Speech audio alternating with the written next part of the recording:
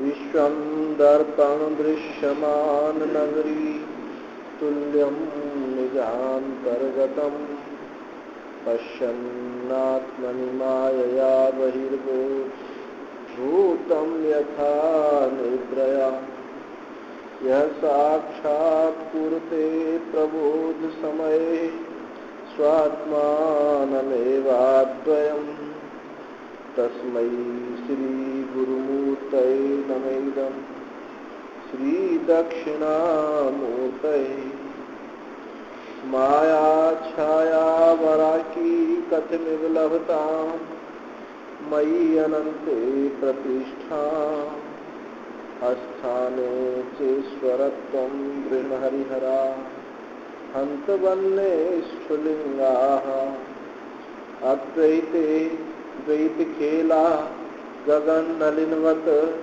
स्वप्नवत जीव मेला श्री पूर्णानंद वाणी सुख शिखर सुधा स्वदीनः पुनातु अखंडानंद संबोध पूर्तये ब्रह्ममूर्तये सुधा स्मित समाश्लिष्टा नेत्रांतरिस्फूर्तये नमः शंकरं शंकराचार्यं केशवं वादरायणं सूत्रभाष्यकृतौ वन्दे भगवन्तौ पुनः पुनः ईश्वरो गुरुरात्मेति मूर्तिभेद विभागिने व्योमवद्व्याप्तदेहाय दक्षिणामूर्तये नमः पार्थाय प्रतिबोधितां भगवता नारायणेन स्वयं व्यासेन व्यथितां पुराणं मध्ये महाभारतम् अद्वैतामृतवर्षिणीं भगवतीम् अष्टादशाध्यायिनीं अम्ब त्वामनुसन्दधामि भगवद्गीते भवद्वेषिणी नमोऽस्तुते व्यासविशालबुद्धे तुल्लारविन्दायतपात्रनेत्र येन त्वया भारततैलपूर्णः प्रज्वालितो ज्ञानमया प्रदीपः मूकं करोति वाचालं पङ्गुं लङ्घयते गिरिं यत्कृपातमहं वन्दे परमानन्दमाधवम् परमानन्दमाधवम्। तीसरा अध्याय में पाठ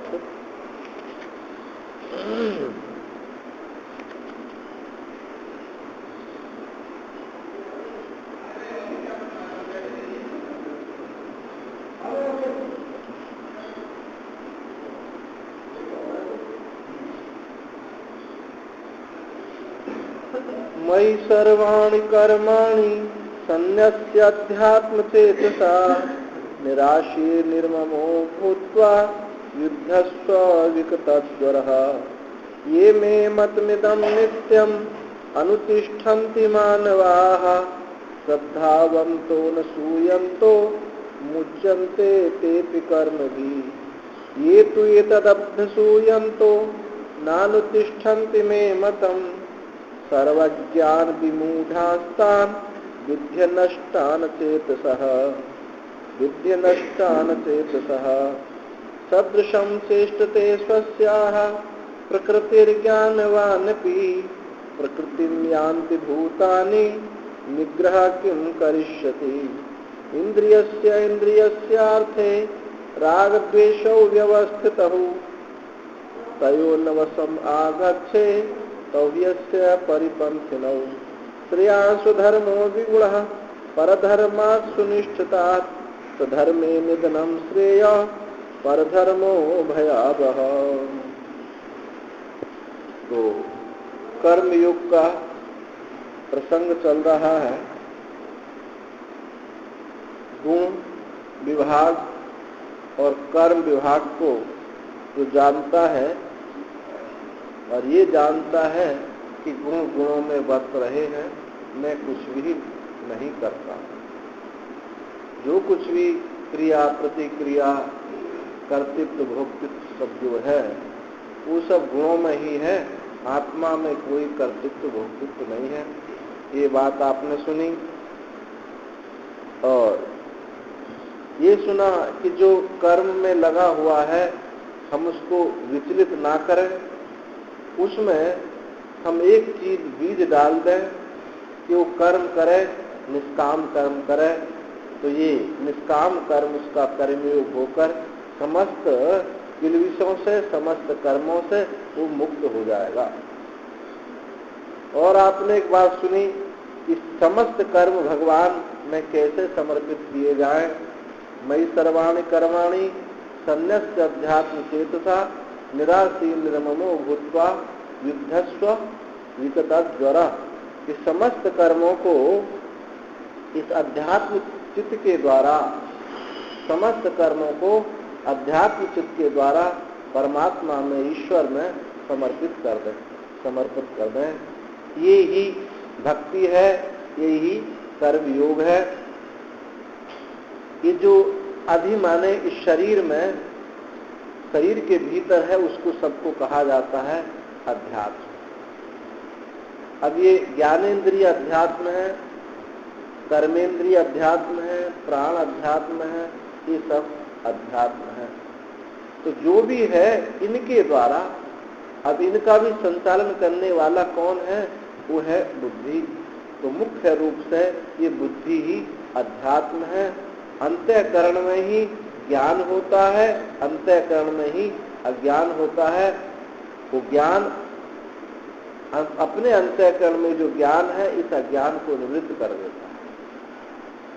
तो भगवान का कहने का तात्पर्य यहाँ है कि तुम बुद्धि में बैठ करके समस्त कर्मों को मन से, वाणी से, शरीर से, मनोवाक् तनुभि पार्थ क्रियाद्वैतम तदोच्यते। मन से, वाणी से, शरीर से समस्त कर्मों को परमात्मा में अर्पित कर दो। ये बात आपने सुनी और उसी में कहा ऐसे निराशी अर्पित तो कर रहे हो, परंतु आशा है कि हम आपको ये अर्पित कर रहे हैं तो हमको इसके बदले में कुछ मिल जाए। निराशी ऐसी नहीं, हम किस दान दे रहे हैं तो ये भावना ना हो कि इसके बदले में हमें कुछ मिला। ठीक है, अपने रसोईया को दान दे दो, तो ब्राह्मण है अपना रसोईया इनको दान दे दो, तो भाई ये उचित नहीं है। उसके ये धारणा बनी रहती है, ये कामना बनी रहती है, अपने आदमी को दान देंगे तो कभी मौके पर काम आएगा। ये जो हमारी धारणा है ये फल की धारणा। अब जब हम फल चाहने लगे तो फिर कर्मयोग नहीं है। कर्मयोग की 4 शर्त मैंने बताई थी। एक तो फल की आशा को छोड़ दो, शास्त्र विहित कर्म करो, शास्त्र विहित नित्य कर्म करो और पूर्ण मनोयोग के साथ कर्म करो। ऐसे नहीं कि अनमने मन से कर्म करें और सतत कर्म करो। 4 शर्त कर्मयोग में बताई। एक सतत कर्म, शास्त्र विहित कर्म, फल आशा से रहित कर्म और पूर्ण मनोयोग के साथ कर्म। ये जब 4 चीज मिलती हैं तब कर्मयोग होता है। अब पहले आपको और स्मरण हो तो 4 आसक्ति बताई थी। वो 4 आसक्ति की निवृत्ति भी इसी में ही हो जाती है। कर्मासक्ति, फलासक्ति, कर्तृत्वासक्ति और अकर्तृत्वासक्ति, वो सब इसी में ही निवृत्त हो जाती है। तो भगवान ने कहा कि देखो आशा रहित होकर के कर,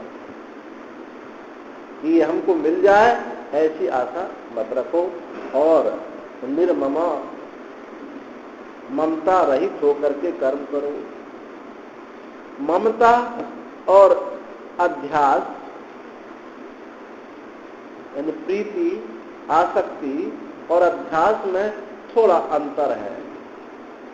अध्यास में एकता हो रही है, मैं देह हूं, या भेद मालूम नहीं पड़ रहा। अप्रीति में वो जिससे आप प्रीति कर रहे हैं आपसे अलग मालूम पड़ता है, तो ये अंतर होता है। अब आपका कोई कुटिया है, कमरा है, तो उसमें प्रीति है, अध्यास का ही कार्य है वैसे प्रीति, पर वहां अपने से अलग मालूम पड़ रहा है। तो प्रीति जब होती है अन्य में होती है और अध्यास में एकता जैसी लगती, पता ही नहीं चलता। कहते मैं आत्मा के लिए जब बात कही जाती है कि तुम आत्मा हो, तो तुरंत ये देह आकर के खड़ा हो जाता है कि मैं देह हूं, पता नहीं चलता। इतना गहरा तादात्म्य हो रहा है, भेद ही मालूम नहीं पड़ रहा। तो ये और प्रीति में भेद मालूम पड़ता है। यानी ममता कहें कि तुम बाहर से किसी के साथ जुड़ो भी नहीं, अन्य में जो प्रीति हो रही है ये भी तुम में नहीं होनी चाहिए, और कुछ आशा भी नहीं होनी चाहिए कि ये हमको मिले, इससे मेरा लगाव है रहे, ये भी नहीं होना चाहिए। तो इसमें तब ये कर्मयोग पूर्ण रूप से उचित होता है। इस कर्म का योग का फल पीछे भी सुना, आगे भी आप सुनेंगे, बहुत बार आगे भगवान ने भी कहेंगे कि कर्म योग का क्या फल है। भगवान ने कहा कि देखो ये जो कर्म योग है, और एक बात और बताई, युद्धस्व विगता ज्वर, ये ज्वर बोलते हैं बुखार को, कि इस बुखार को लेकर के आप कर्मयोग ना करें, एक आवेश में होश हवास में कर्म करें, बेहोशी में कर्म ना करें। अभी आज ऐसी बेहोशी चढ़ी, आज सब कुछ लुटा रहे हैं, और कल को ऐसा बुखार चढ़ा, आज जो है मलेरिया चढ़ा, कल को जो है वायरल फीवर हो गया तो सबका ले लिया, आज सबको दे दिया, कल सबसे ले लिया। ये भाई ये जो बुखार है, इस बुखार को लेकर के कर्म मत करो, होश हवास में कर्म करो। ये ज्वर जो है, ये ज्वर तो कभी उतरता है कभी चढ़ता है, ये सतत होना चाहिए। तो इस प्रकार से ये जो 4-5 शर्त इस श्लोक में बताई, ममता रहित होकर के कर्म करो, आशा रहित होकर के कर्म करो, और संताप से, इस आवेश से रहित होकर के कर्म करो, और शास्त्र विहित कर्म करो, ईश्वर अर्पित कर्म करो। ईश्वर अर्पित में भी 2 भाग रहे, एक आपके उपास्य देव और एक समष्टि रूप से। समष्टि रूप में कर्म करते हैं तो ये कर्म ही लोक में जिसको सेवा कहा जाता है, सेवा कहा जाता है। और जो शास्त्र विहित एक आपके चित्त में भगवद आकार आकृति, भगवत आकृति बनती है, उसमें जो समर्पण है उसको हम भक्ति कह देते हैं। वस्तुतः ये सेवा ही भक्ति है, क्योंकि भजन शब्द भी ये भज सेवाया, भज धातु से बनता है, जिसका अर्थ है सेवा। तो सेवा भी भगत है, भक्ति है। हमारे वैष्णव संत तो ये भजन को सेवा ही बोलते हैं, तो सेवा करेंगे, चलो ठाकुर जी की सेवा करेंगे। तो इस प्रकार से हम कर्म करेंगे तो समस्त कर्मों को ईश्वर में अर्पित करते हुए उस कर्म का फल ये होगा कि आपने तो अपने कर्तृत्व को छोड़ दिया, कर्मों को छोड़ दिया भगवान की तरफ, कि प्रभु हमको कर्म नहीं चाहिए, हम करता नहीं है, आप ही कर्म के करने वाले हैं, ये आप कर्म भी आप पे ही रहे, फल भी आप पे रहे, तो कर्म बेचारे कहाँ जाएंगे। आपने छोड़ दिया। अब भगवान का स्वरूप है अनंत, अनंत के साथ कोई चीज जुड़ नहीं सकती, और अनंत ही नहीं है, वो ठसाठस ठोस है, उसमें कहीं अवकाश ही नहीं। मानी अनंत तो हो परंतु कहीं बीच में जगी रही हो, वैसे अनंत में कोई अवयव नहीं हो सकता, क्योंकि जब अवयव होगा तो उसकी एक सीमा बन जाएगी कि यहाँ फिर ये जो आप जो हम इस प्रकार से नहीं है, ये अनंत। जैसे कहे कि सप्ताह हो गया, सत सत सत जोड़ के सत्ता हो गया, तत तत तत जोड़ के तत्ता हो गया। ये जो एक मंत्री यहाँ का, एक मंत्री यहाँ का, यहाँ के विधायक सब जो जाड़ करके ये जो सरकार बनती है, ये ऐसी सत्ता नहीं है, अवयव वाली सत्ता नहीं है। प्रांतों के विधायक मंत्री आदि से जोड़ करके आप राज्यसभा में जाकर के सत्ता स्थापित करने वाली सत्ता नहीं, क्योंकि उसमें भेद है, अवयव है। ये तो निरअवयव वस्तु है, जो निरअवयव वस्तु होता है वही अनंत है, और जिसमें अवयव होते हैं उसमें भय बना रहता है। आप सब देखते ही हैं कि 2 वर्ष सरकार चलती है, आगे की चिंता होने लगती है कि भाई आगे के चुनाव में जीते हैं, तो फिर उसके लिए एक हम नई प्रक्रिया शुरू कर देते हैं, क्योंकि निरअवयव नहीं है। अवयव वस्तु में ही भय होता है। तो निरअवयव वस्तु में, अनंत वस्तु में जब हमने कर्मों को फेंक दिया तो कर्म उसके साथ चिपक नहीं सकते, उसमें कर्म जा नहीं सकते। अब इधर से आपने छोड़ दिया, उधर से परमात्मा ने स्वीकार नहीं किया, क्योंकि भगवान ने कहा न कर्तृत्वम न कर्माणि लोकस्य सृजति प्रभु, न कर्म फल संयोग स्वभावस्तु प्रवर्तते, न दत्ते कश्चित् पापम न चैव सुकृतम विभु, अज्ञानेनावृतम ज्ञानम तेन मुह्यन्ति जन्तवः। भाई हम लेना देना कुछ नहीं करते, ना कोई सृष्टि करते हैं, ना किसी का कर्मों का संयोग करते हैं, न उन पर ये तुमको ये दायित्व है ये भी हम निर्धारित नहीं करते। फिर कैसे हो रहा है? स्वभावस्तु प्रवर्तते। ये तो सब स्वभाव से, अज्ञानता से, नासमझी से हम कर्ता भोक्ता बन रहे हैं। ये संबंध स्थापित कर रहे हैं, संबंध जोड़ रहे हैं। ये वास्तव में जो संबंध है, ये संबंध, ये बंधन ही संबंध, और कुछ नहीं है। बंध में शम लगा है, सम लगा है, तो सम लगाने से, उपसर्ग लगाने से कुछ थोड़ी बहुत उत्कृष्टता आ गई हो, पर वस्तुतः ये बंधन है। एक बार ब्रह्मा जी के पास सत्यों की सारी सृष्टि ब्रह्मा जी का संकल्प है, तो उनके अच्छाई भी उन्हीं का संकल्प है, बुराई भी उन्हीं का संकल्प है। तो बंधन ने कहा कि महाराज हमको तो कोई स्वीकार करता ही नहीं, जहां हम जाते हैं कहते हैं कि हम बंधन नहीं चाहिए, तो हमको कहीं रहने खाने को जगह तो मिलनी चाहिए।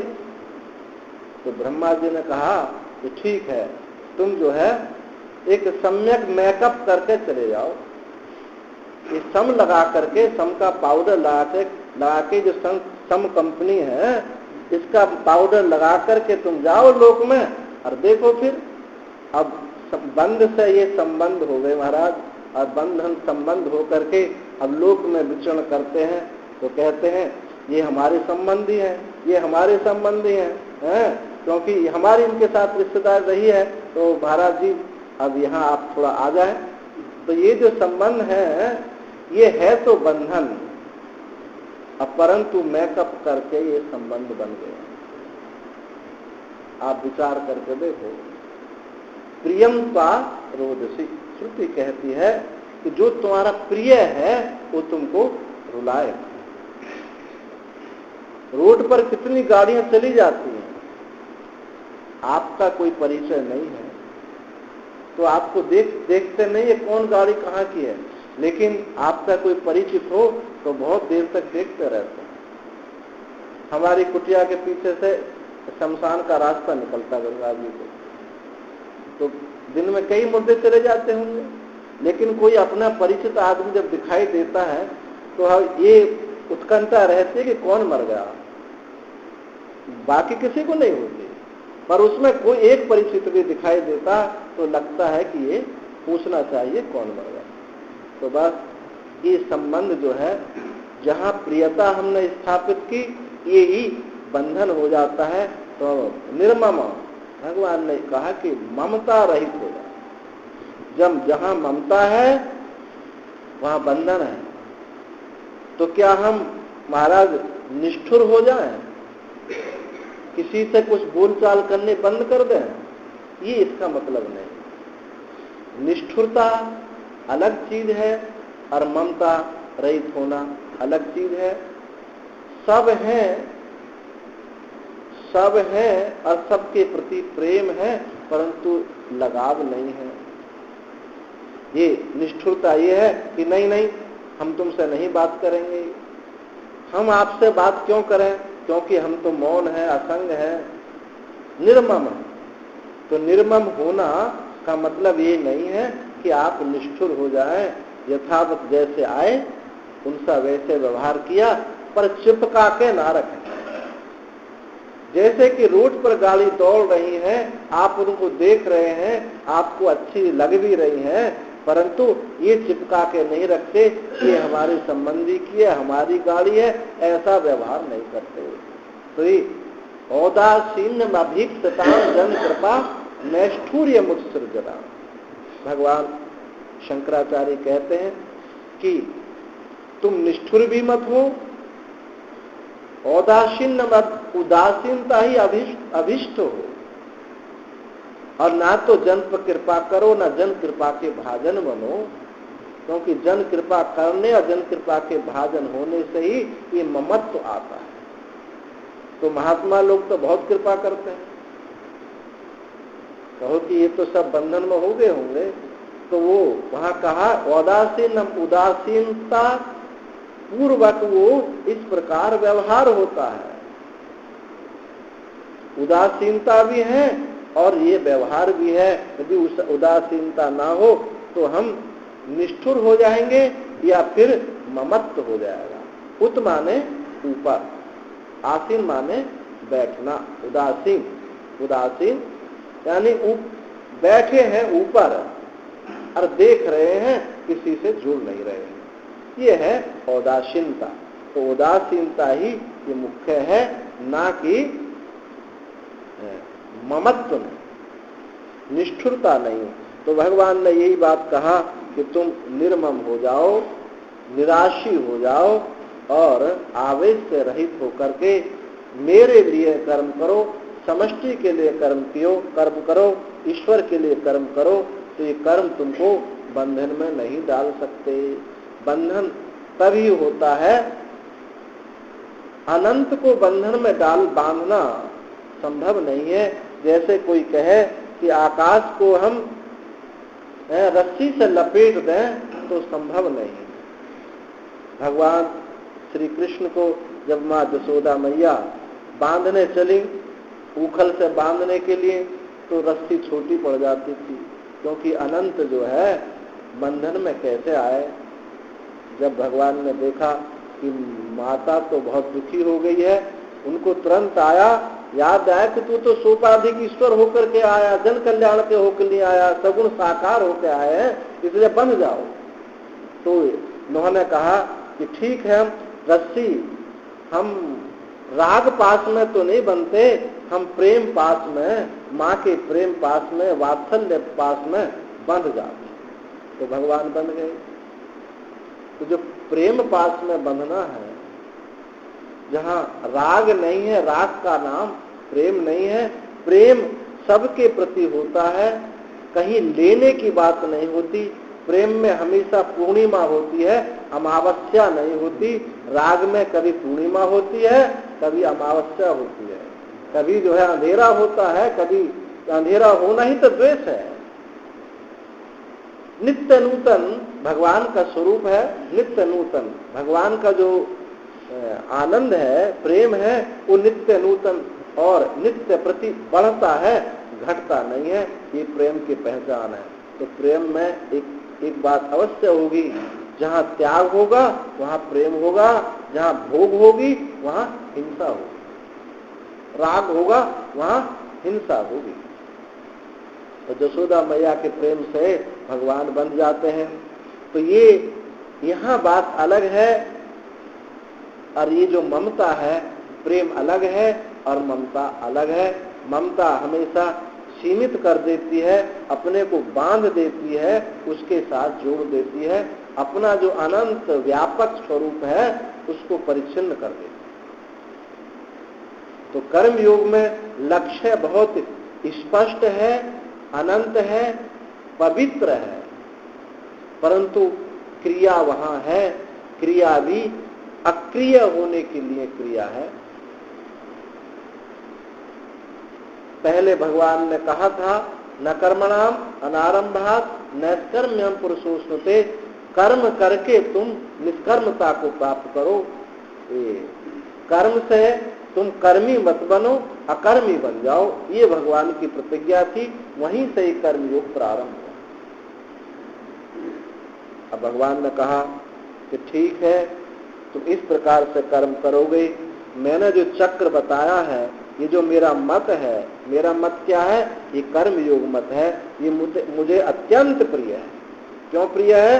क्योंकि अधिकारी, औपनिषद अधिकारी बहुत कम होते हैं, उत्तम अधिकारी बहुत कम होते हैं। तो क्या जो जिनमें ये योग्यता नहीं है, क्या मैं उनको ऐसे ही छोड़ दूं? तो भगवान कहते उनसे मैं विशेष प्रेम करता हूं। प्रेम उनसे भी करते हैं, ऐसा नहीं है, पर उनसे विशेष प्रेम करते हैं। जब कोई हमारे घर पे आता है और घर के कोई सदस्य हैं, घर के सदस्यों से भी प्रेम करते हैं, परंतु जो बाहर से आया है वहां उनको विशेष प्रेम करते हुए मालूम पड़ते हैं। तो ये अपने से जो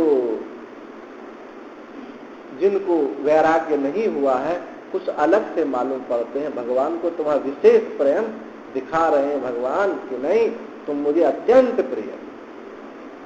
मैं यहां तक भी कह दिया कि कर्म योग जो है, योग कर्म सो कौशलम, समस्त कर्मों में कुशलता, ये कर्म योग की है। और ये संन्यास है, ज्ञान है, ऐसा लगता है कि वहां ऐसा छोटा करके बता दिया। अनासुतः कर्म फलम कार्यम कर्म करोति सन्यासी स योगी च निरग्नि न चाक्रिया। कहा कि जो कर्म कर रहा है, शास्त्र विहित होकर कर्म कर रहा है, फल की आशा से रहित होकर के कर्म कर रहा है, वही सन्यासी है, वही योगी है। तो वहां कहने का तात्पर्य है कि वहां विशेष रूप से प्रशंसा की गई है।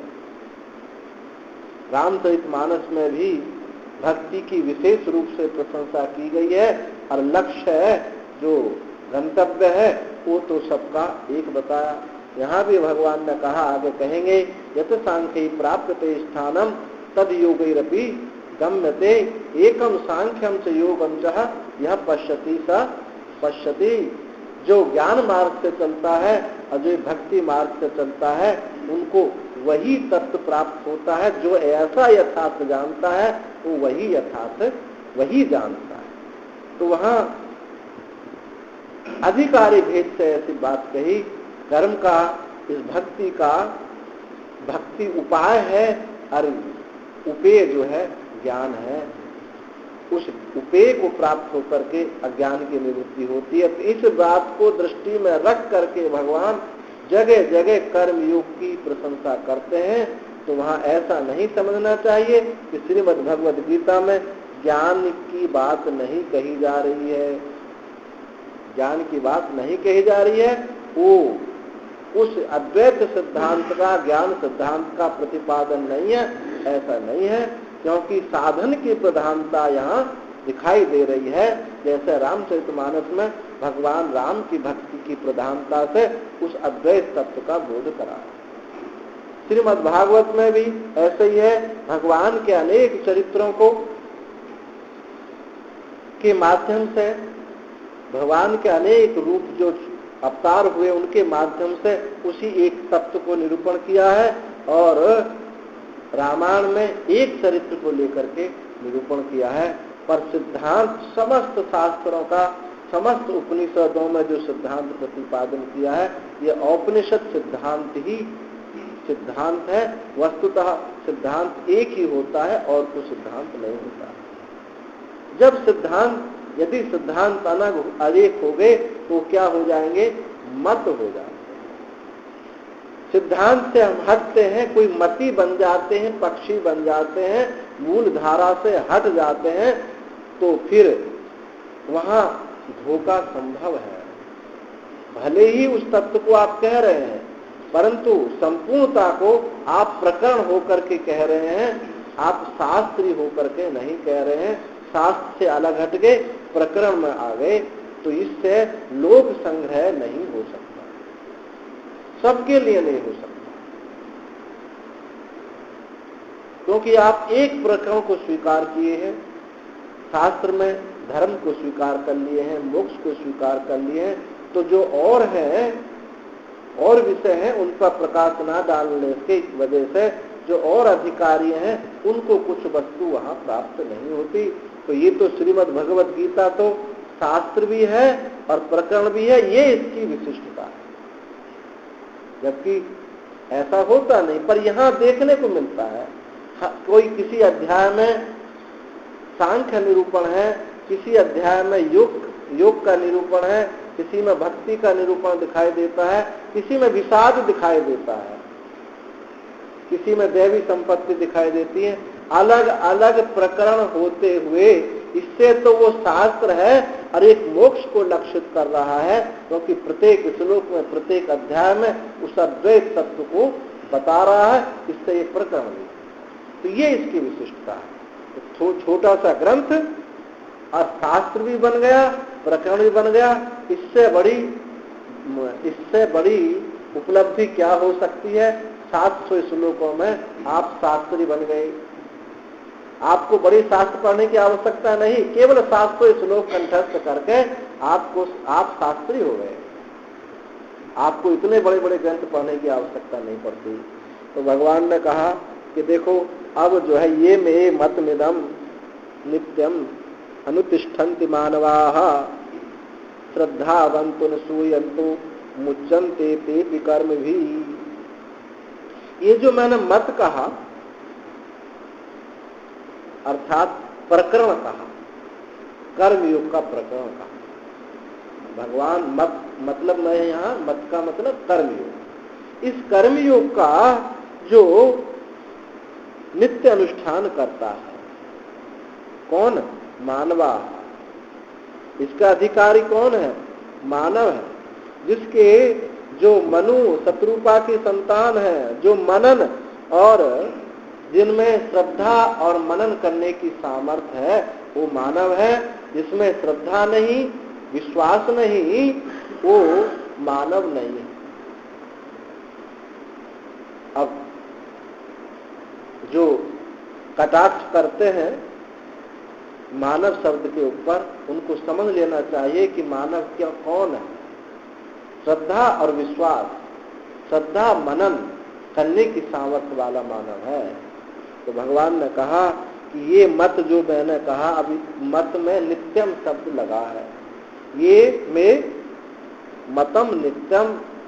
अब इस नित्य शब्द को यदि मत के साथ आप जोड़ देते हैं और नित्य शब्द को अनुष्ठान के साथ जोड़ देते हैं, यहाँ देखिए इस दैवी भाषा की विशिष्टता देखिए। संस्कृत में ये विशिष्टता, अनेक अर्थ निकल सकते हैं, क्योंकि जो इस भाषा में दिव्यता, ये सांकेतिक नहीं है, अर्थों को खींच खींच कर ले आती है। तो यहाँ देखें तो क्या कहा? नित्यम। यदि ये में मतम नित्यम, मतम के साथ नित्यम को जोड़ देते हैं और अनुष्ठान के साथ नित्य को जोड़ देते हैं, तो अलग अलग अर्थ से मालूम पड़ रहे हैं, पर तात्पर्य एक में ही निकल जाता है। जैसे ये में मतम नित्यम, मेरे से नित्य मत का जो अनुष्ठान करता है, जो इस मेरे मत का नित्य अनुष्ठान करता है, मेरे नित्य मत का अनुष्ठान करता है और इस मत का ये नित्य मत का अनुष्ठान करता है। अब जब हम मत के साथ नित्य जोड़ देते हैं तो फिर ये मत नहीं रह जाता, ये क्या हो जाता है? अपौरुषेय वेद हो जाता है। क्योंकि वेद अपौरुषेय है, किसी का मत नहीं है, किसी के द्वारा रचित नहीं है, किसी ने वेद को लिखा नहीं है, क्योंकि ऋषयः मंत्र दृष्टा। ऋषि कौन है? मंत्रों का जिसने दर्शन किया है, मंत्रों के कर्ता, रचयिता नहीं। ये बात सबको समझना आनी चाहिए। हम वैदिक सनातन धर्मी हैं, हमारी विशिष्टता क्या है, हम श्रेष्ठ क्यों हैं? हम यही है कि वेद को मानने वाले हैं, ये किसी ऋषि के द्वारा, किसी मनुष्य के द्वारा रचित नहीं, अपौरुष है। अब आप सोचते होंगे कि महात्मा गप लगा रहे हैं, जब पोथी लगी है तो कहीं लिखी तो गई होगी, आकृति बनी है शब्दों की आकृति बनी है, तो ये ऐसा तो नहीं है भाई, कहीं ना कहीं तो बनी होगी, किसी ने लिखा होगा, इन आकृतियों को बनाया। जैसे श्रीमद् भागवत में आकृति बनी है अक्षरों की, इसमें भी तो ऐसी बनी है। जब वो रचित हो सकता है वेद व्यास जी के द्वारा, तो ये वेद रचित क्यों नहीं हो सकते हैं, ये प्रश्न आता है। और जब ये रचित है तो बाइबिल भी रचित है, तो बाइबिल से, कुरान पुराण बाइबिल इत्यादि से क्या विलक्षणता है वेद की, यही है। तो भाई इसको हमको समझना पड़ेगा, ये ऐसी बात नहीं है। वेद नित्य है, अनादि निधन वाणी है। तो ये कैसे है, जैसे मंत्र आता है वेद का, सत्यम चरित्यम च अविधात तपसो अधिजायतः ततो रात्रि जायतः ततो समुद्रो दनवादधि संवत्सरो जायतः अहोरात्राणि विदधद विश्वस्य मिष्टो वसी सूर्या चंद्रमा सौधाता यथा पूर्वम अकल्पयत। उस परमात्मा से ये वेद शब्द राशि, वेद में दो भाग है, शब्द राशि हो गए, अर्थ राशि हो गए। अर्थ राशि तो नित्य ही है, वो पुराण में भी नित्य ही है, जो ज्ञान है वो नित्य ही है। और परंतु यह शब्द राशि भी नित्य है। कैसे है कि ब्रह्मा जी अनादिकाल से, जैसे आज वेद है ऐसे अनादिकाल से है। ब्रह्मा जी के मुख से प्रकट होता, जब सृष्टि होती है तो ब्रह्मा जी के मुख से वेद निकल जाता है। और एकाग्रता तपस्या के बल पर ऋषियों ने इन मंत्रों का दर्शन किया। और कहाँ दर्शन किया, परावाणी में दर्शन किया। परावाणी में दर्शन होने से ये क्या सिद्ध होता है, ये चैतन्य रूप सिद्ध हो जाते हैं। परा से पश्यंती, पश्यंती से मध्यमा, और फिर वैखरी में ये आता है। वैखरी में इसका नाम श्रुति हो जाता है। वेद का नाम एक श्रुति भी है, गुरु शिष्य परंपरा से सुना गया है, लिखा नहीं गया। तो ये जैसे आप देखते हैं, आज वैज्ञानिक लोग खोज करते हैं कि महाभारत के समय जो धनुष की टंकार हो रही थी, आज हम अपने यंत्रों से उनकी आवाज सुनते हैं। ऐसे ही एकाग्रता तपस्या के बल पर, क्योंकि मन का अत्यंत एकाग्र होना, वहां सारे यंत्र छोटे पड़ जाते हैं। जब एकाग्र मन होगा तो सारे यंत्र छोटे पड़ जाते हैं। वहां ये परावाणी, अनादि निधन वाणी, ये प्राकट्य होता है, पश्यंती मात है। तो आकृति जो है, जब तक ये इंद्रियां हैं तब तक ये आकृति का, प्रतीति का, शब्द राशि का भान होता है। और जब ये नहीं रहती हैं तो अर्थ रूप से विद्यमान रहती हैं। तो इसको महर्षि जैमिनी आचार्य ने कहा, अस्मर्यमाण कर्तिकत्वात् नियत अनुपूर्वित्वात्। ये क्या है, इसके वेद का कुछ किसी कर्ता का स्मरण नहीं होता, ये नियत अनुपूर्वी इसकी है। अस्मर्यमाण कर्तिकत्वात् नियत अनुपूर्वित्वात्। नियत अनुपूर्वी माने क्रम, शब्दों का क्रम, वर्णों का क्रम, वाक्यों का क्रम निहित है। इसमें हम ऐसा नहीं कर सकते। जैसे मंत्र है अग्नि हिमस्य भेषजम, अब इसको हम ये नहीं कर सकते बन्नी हिमस्य भेषजम, अर्थ वही है, लेकिन अब ये वेद मंत्र नहीं रहा।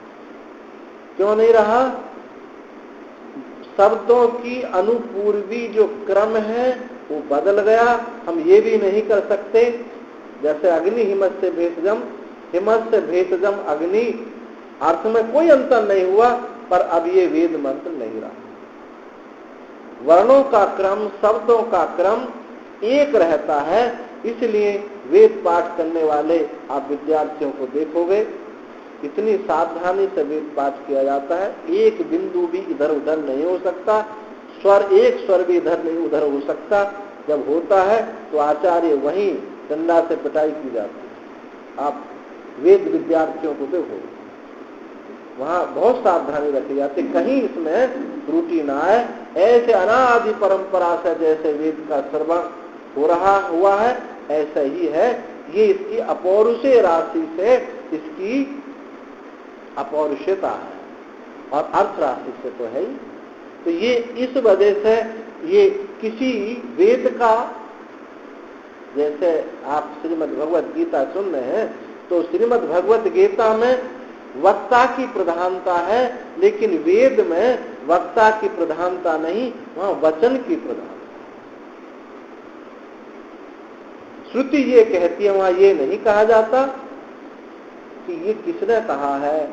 और जब हम श्रुति में नहीं, स्मृतियों में, पुराणों में इस चर्चा सुनते हैं तो किसका वाक्य है। जब हम रामचरितमानस पढ़ते हैं तो कहेंगे जब शंकर जी बात कहते हैं तो कुछ इसमें दम है, और जब मारीच बात कहता है तो इसमें दम नहीं है कुछ है। अब प्रभु कृपा करो ये भांति, सब तज भजन करो दिन राति, बर गला करके बेहोशी, होश बेहोशी दोनों इस प्रकार से चित्त में कोई स्थिति ना हो करके, ये कौन कह रहा है? सुग्रीव कह रहे हैं।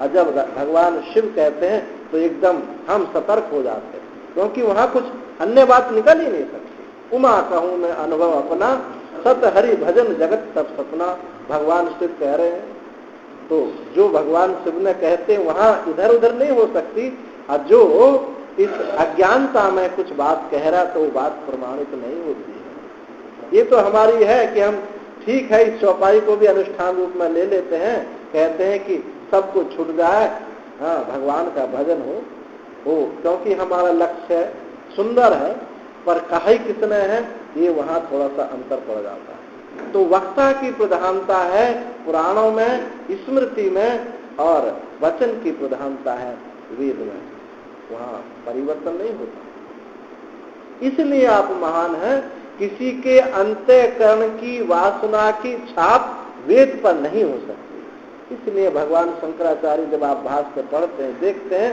ये नहीं कहते कि मैं ये बात कहता हूं, ये कहते हैं इति श्रुते है, ऐसा श्रुति में कहा है। श्रुति कहते यहाँ वासना की गुंजाइश ही नहीं है। इसीलिए आप महान है भाई, कि हम अपौरुष वेद को मानने वाले। आस्तिक नास्तिक की परिभाषा भी यही है कि जो वेद को माने वो आस्तिक, जो वेद को ना माने वो नास्तिक।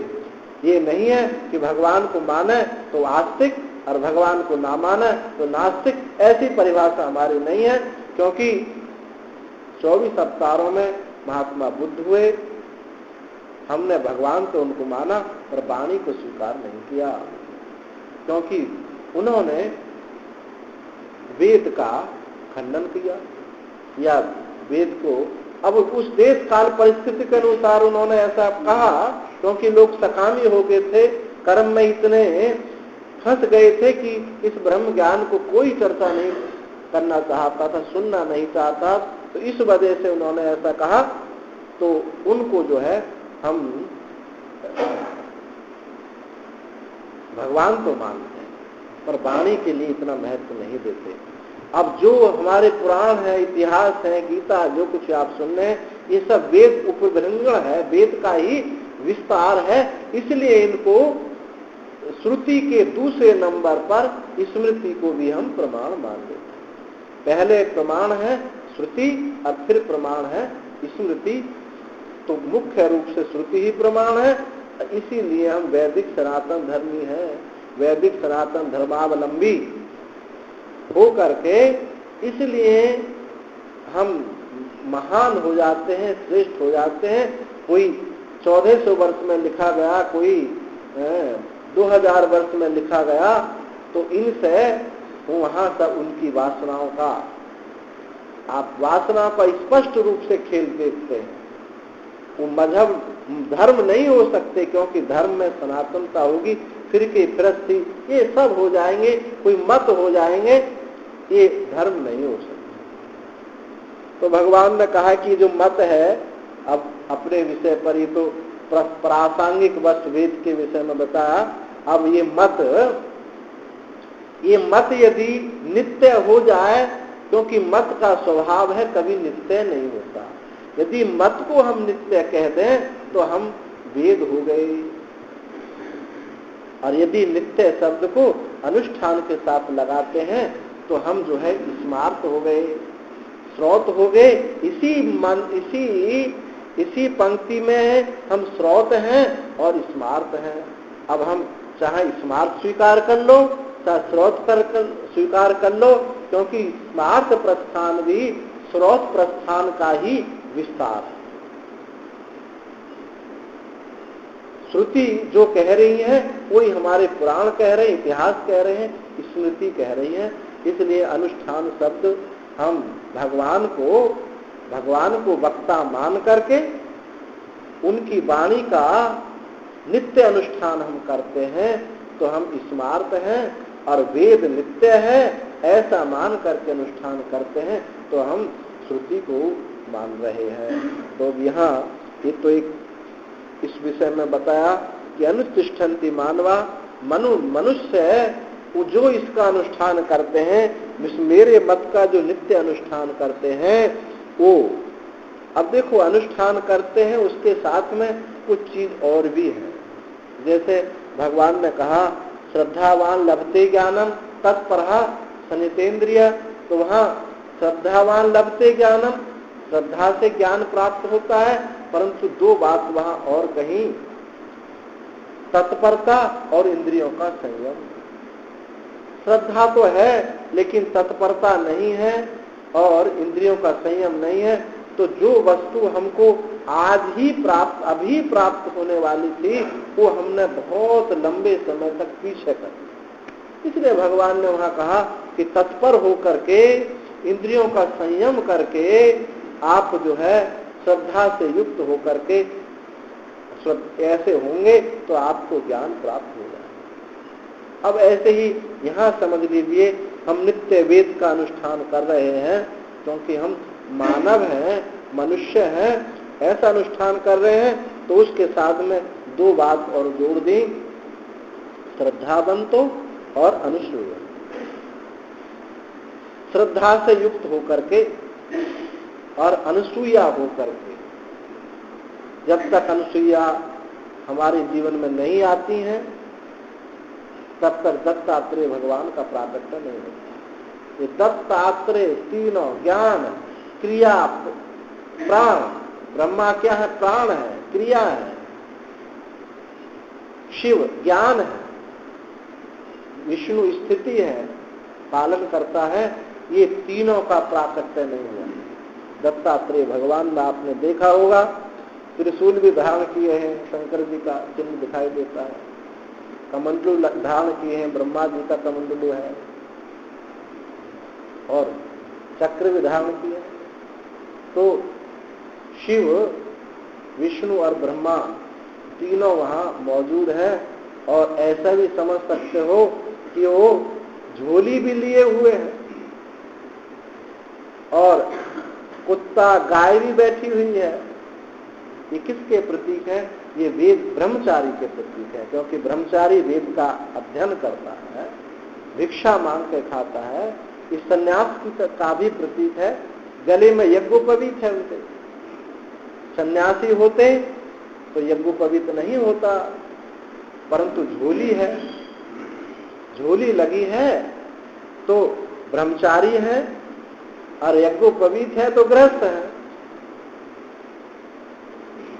झोली है तो सन्यासी है, और गाय खड़ी है, कुत्ता खड़े हैं तो ब्रह्मचारी है, और यज्ञोपवीत है तो गृहस्थ है, वो गृहस्थ भी है, वानप्रस्थ भी है, जटाजूट है तो वो वानप्रस्थ है, तपस्वी है। तो सारे आश्रम उसमें निहित है। गृहस्थ आश्रम, गृहस्थ ब्रह्मचर्य, वानप्रस्थ सब उनमें निहित है। और इसके अलावा जो त्रिदैव है वो भी वही है। एक ओंकार में ही ब्रह्मा है, विष्णु है, शिव है, उसी में सब समाये हुए हैं। तो ये हमारे दत्तात्रेय भगवान जब अनुष्या माँ होती है तो ये दत्तात्रेय भगवान का प्राकट्य होता है। सूया माने क्या बोलते हैं? किसी के दोषों, गुणों में दोषों का दर्शन करना। गुण है लेकिन हम दोष दर्शन कर रहे हैं, हमारी काटने छाटने की वृत्ति है। कोई प्रवचन कर रहा है, कोई सुना रहा है, तो वहां श्रवण नहीं है, हम उसको काट दें। ये वाक्य को, ये जो हाथ में हम जो कैंची लिए हैं, हथिया लिए हैं, ये जो काटने की वृत्ति है, ये निंदा है। ये उस परिच्छिन्नता, वो परिच्छिन्नता को ग्रहण किए हुए है, उस अपरिच्छिन्नता को आने नहीं देते। उस ज्ञान को जो धारा रूप से ऊपर से नीचे को जो बह रहा है, वो उस धारा को रोक दिया जाता है। ये कुतर्क है, और ये कुतर्क ही जल और वितंडा के रूप में परिवर्तित होता है। मेरी बात मानो, मैं कहता हूं मेरी बात मानो, और नहीं मानते हो तो फिर डंडा चलने लगते हैं। ये जो वितंडा हो जाता है, ये पहले जीवन में कुतर्क आता है, तब जल और वितंडा। तो सूया माने दूसरों के गुणों में दोष दर्शन करना। दोषों में दोष दर्शन कर रहा है तब तो थोड़ा मान लिया जाए, तो गुणों में दोष दर्शन हो रहा है, ये सूया है। और जिसमें ये नहीं है वो अनसूया है। ये माँ अनसूया है। श्रद्धा का ही रूप है।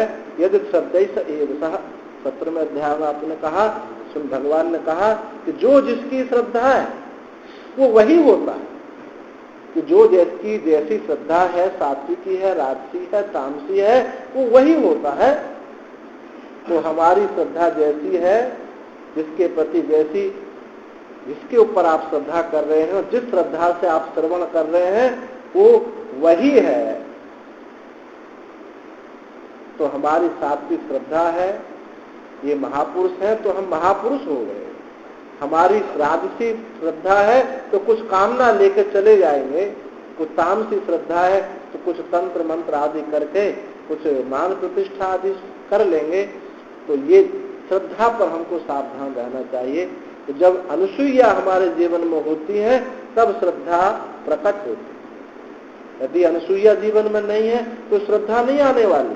ये सात्विक श्रद्धा, जो जिसको कामधेनु कहा, सात्विक श्रद्धा धेनु सुहाई है, ये जो है ये कामधेनु जीवन में नहीं आने वाली। कामधेनु माने सब प्रकार ऐसा दुग्ध तो सब पोषण कर दे, ऐसा पोषण नहीं हो सकता। तो अनुसुईया में जीवन में आप देखेंगे, त्रिदेव गए, आज माँ से अनुसुईया से कहा कि आप नंगी होकर के हमको भिक्षा दो। तो उन्होंने क्या कहा? दोष दर्शन नहीं किया उन्होंने, उनमें त्रिदेव में दोष दर्शन नहीं किया। क्या कहा? तुम बच्चे हो जाओ। अब बच्चे बना करके और नग्न होकर के गोद में खिलाने लगी, दोष दर्शन नहीं किया। और यदि कोई ऐसा कहे कि तुम नग्न हो जाओ तो दोष दर्शन होगा नहीं होगा, निश्चित रूप से ढोंगी पाखंडी है, वहां दोष दर्शन नहीं करती है, वहां वृत्ति को बदल दिया है, उनकी वृत्ति को चेंज कर दिया और अपने से एक स्नेह प्रेम में लबालब कर दिया। ये है अनुसूया। कहीं भी दोष दर्शन होता ही नहीं। अरे आप देखेंगे, जो दक्ष की पुत्री है, जो धर्म के साथ ब्याही गई है, भागवत में जो 16 कन्या दक्ष को दी गई थी, उसमें श्री वाक्स नारी नाम कहा ना, आज 10वें अध्याय में, वो सब धर्म की पत्नी है। वहां आप देखेंगे कहीं भी दोष दर्शन नहीं है। तो धर्म कही कि एक वृत्ति है अनुसूया। धर्म जीवन में होगा तो अनसूया अवश्य होगी। अब धर्म का फल है, आप जानते हैं वैराग्य, धर्म से विरक्त योग ते ज्ञाना।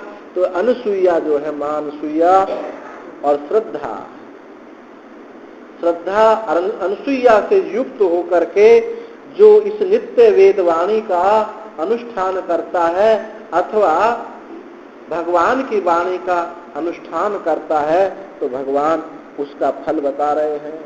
भगवान ने बताया कि तेपी कर्म भी मुच्यते, वो समस्त कर्मों से मुक्त हो जाते हैं। तेपी, अब अपी शब्द कैमौतिक न्याय को दिखाता है।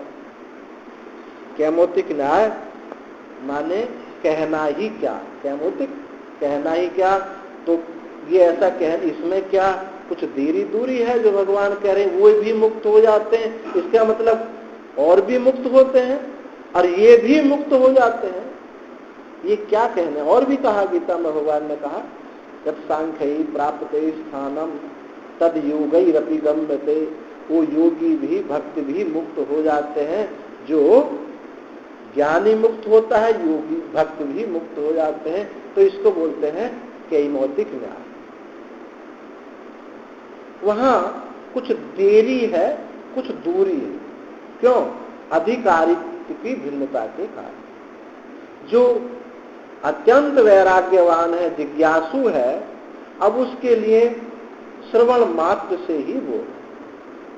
श्रीमद् भागवत में कहा, निर्विण्णानाम ज्ञान योगो न्यासिनाम यह कर्मसु तेस्व निर्विण्ण चित्तानाम कर्मयोगो सुकामिनाम यदृच्छा मत कथा आदौ जात श्रद्धस्तु या पुमान ना निर्विण्णो नापि सक्तो भक्ति योगो से सिद्धिदा। जो अत्यंत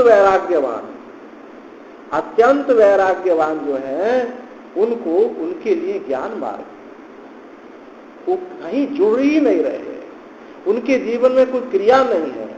जिज्ञासुरपि योगस्य शब्द ब्रह्माति वर्तते, जो इस ब्रह्म तत्व का जिज्ञासु है वो भी शब्द ब्रह्म को, इस शब्द ब्रह्म का अतिक्रमण कर जाता है, और जो वस्तुतः ज्ञानी उसका तो कहना ही क्या।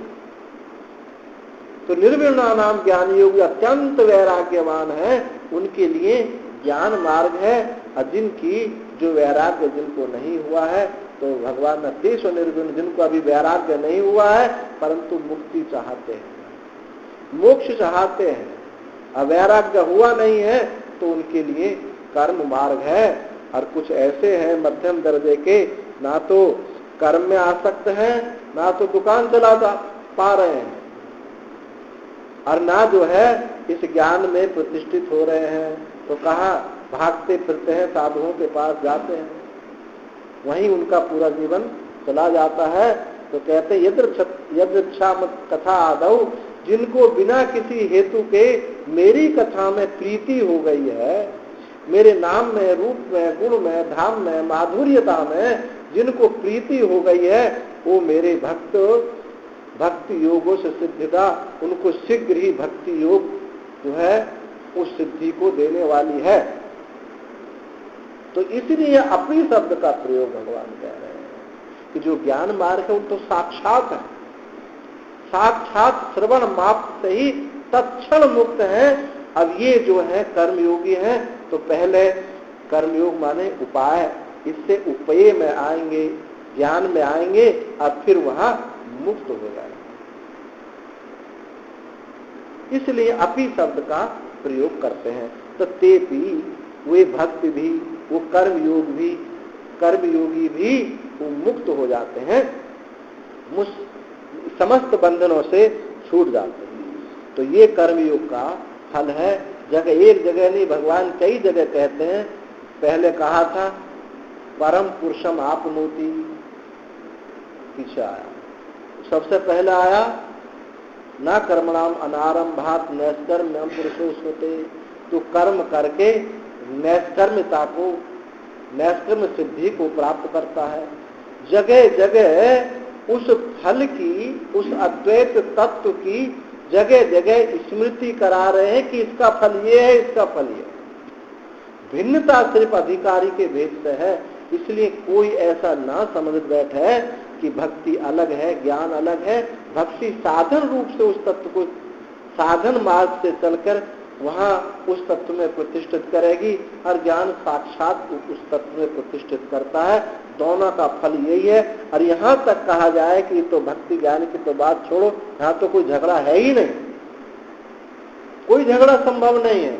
और यहाँ तक भी कहा जाता है कोई छोटा सा छोटा भी कोई समाज में साधन बताया जाता है कि तुम करवा चौथ का व्रत रख लो, चंद्रमा को अर्घ दे दो, है, उन सब का फल भी यही बताया जाता है। फल की चौर्यता है ही नहीं। ये जो भेदभाव कहते हैं ना कि ये ऐसा, हम ये कर्म क्यों करें, हमारा कर्म ये है, ये जो कर्म की भिन्नता दिखाई देती है, ये फल की भिन्नता को दृष्टि में रखकर नहीं कहा गया है। इस वर्ण आश्रम जो है ये अभेद फल को दिखाने के लिए है, भेद पैदा करने के लिए नहीं है। ये तो हम लोगों की बुद्धि खराब कर दी गई कि भेद डालो, नहीं तो भैया वोट नहीं मिलती है, वोट नहीं मिलेंगी, हमारी दाल कैसे गलेगी। ये तो भेद पैदा कर दिए गए हैं कि तुम, जब ये भेद पैदा वस्तुतः भेद हुआ होता तो ऋषि मुनि इस पर क्यों जोर देते, भगवान श्री कृष्ण क्यों जोर देते। चातुर्वर्ण मया सृष्टम गुण कर्म विभाग सहा, मैंने चारों वर्णों की सृष्टि की है। तो ये ऐसी बात क्यों कही जाती। ये तो हमारी नासमझी और हमारी निष्ठा की न्यूनता का उपयोग करके ऐसा भेद डाल करके उन्होंने अपनी दाल गलाई है। वस्तुतः भेद साधन में हमेशा भेद होता है, साध्य में भेद नहीं होता। हम उस साध्य ज्ञान साध्य में हमको पहुंचाना है। भगवान का यही जगह जगह यही बात दिखाना है। परमाप्नोति पुरुषः नैष्कर्म सिद्धि परमाम संन्यासेनाधिगच्छति, वहां ज्ञान से सिद्धि कहा, यहाँ कर्म से सिद्धि कहा। वस्तुतः फल की चौर्यता नहीं मिली।